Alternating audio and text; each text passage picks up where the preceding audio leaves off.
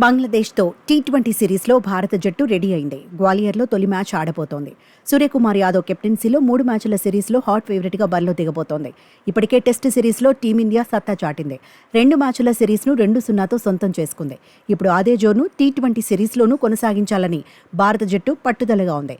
Sky పూర్తిస్థాయి captain అయ్యాక team India తొలిసారి శ్రీలంకతో తలపడింది. 3 మ్యాచ్ల సిరీస్ను క్లీన్ స్వీప్ చేసింది.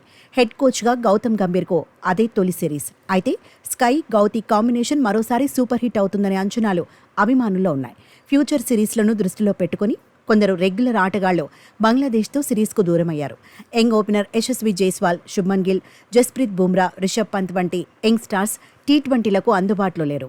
దీంతో తొలి టీ20లో టీమిండియా తరపున ఎవరు ఆడతారనేది ఆసక్తికరంగా మారింది.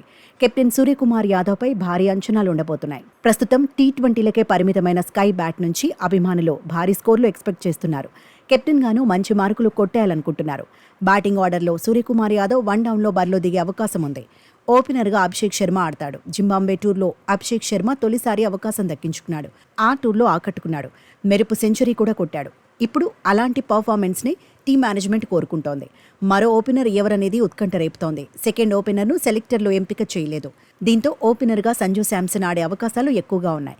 అభిషేక్ శర్మతో కలిసి సంజు శాంసనే ఇన్నింగ్స్ ఆరంభిస్తాడని ఫ్యాన్స్ ఫిక్స్ అవుతున్నారు. అంతర్జాతీయ టీ20లో శాంసన్ 5 సార్లు ఓపెనర్గా బరిలో దిగాడు. 77 పరుగులు సాధించాడు. Strike rate 161.54. 4వ స్థానంలో రియాన్ పరాగ్ ఆడే అవకాశం ఉంది. ఐపీఎల్లో 4వ స్థానంలో రియాన్ పరాగ్ హిట్ అయ్యాడు. అందరి చూపును తన వైపు తిప్పుకున్నాడు.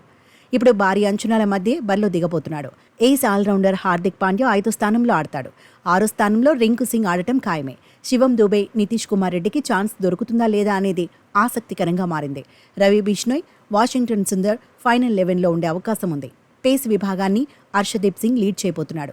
జస్ప్రీత్ బుమ్రా, మహమ్మద్ సిరాజ్ లేకపోవడంతో హర్షిత్ రాణా, మయాంక్ యాదవ్ బరిలో దిగడం ఖాయమనే అంచనాలున్నాయి. ఇక గ్వాలియర్లో పరుగులు పోటెత్తుతాయని ఎక్స్పర్ట్స్ అంటున్నారు. 14 ఏళ్ల తర్వాత గ్వాలియర్లో మ్యాచ్ జరగబోతుందంటున్నారు.